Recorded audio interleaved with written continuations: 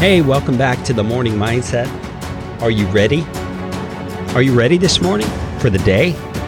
For what God has in store for you? And I realize you don't know what that is, neither do I.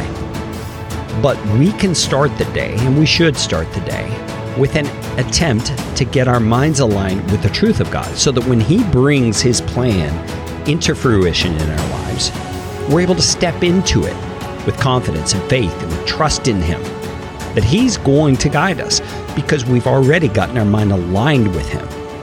And there's much less work to do to get into alignment with Him when those times come. We've been looking at the book of 1 Peter. We're in chapter 3, verse number 8, and Peter has just unpacked a list of things we are to do as believers in Christ in order to live rightly in relationship to each other. It really seems like he's carrying on his theme of submission, which he started back in chapter 2. And now he's applying it to how do we submit to one another as believers in Jesus Christ. The first thing we highlighted yesterday from verse number 8 of chapter 3 is that we are to have unity of mind. And I emphasize that we have to work hard at that. But look at this next characteristic that Peter says. He says, finally, all of you have sympathy toward one another. You might use the word compassion. Man, is this hard for you? Now, I know some people who just immediately feel compassion for others. They hear the situation they're going through, or they see with their own eyes the circumstances that a person is having to endure, and their heart just goes out to them. I have to admit, I'm not so readily that way. I tend to be a little less feeling about things, and I tend to be a little less sympathetic sometimes than I really need to be. And Peter is hitting me right between the eyes with this statement.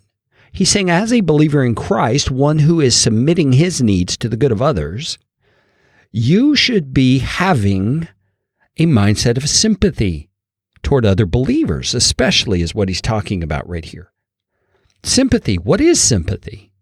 Well, sympathy is seeing the circumstance someone else is in or something they are experiencing, and in a way, moving into that situation in your mind, in your emotions, so that you can better understand what it is they might be going through.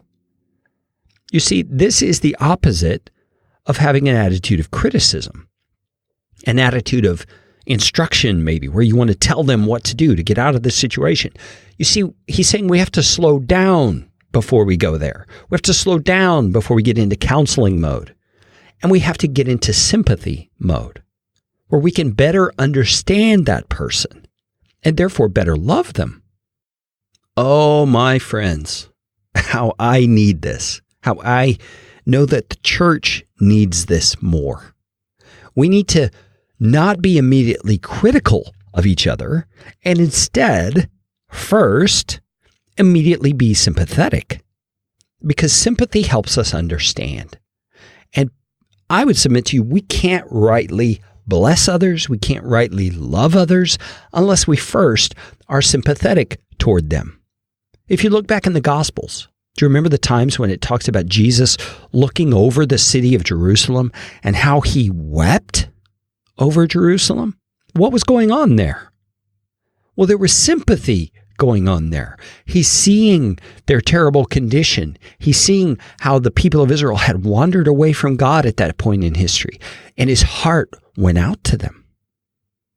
So let me ask you, as you look at your own life, don't look at your spouse, don't look at the person who sits next to you at church every Sunday. Look at yourself. How sympathetic are you toward others in the family of God? Do you try to get into their shoes? Do you try to walk a mile in those shoes? Do you try to understand what they must be feeling, what must be happening in their soul because of the situation that they're facing?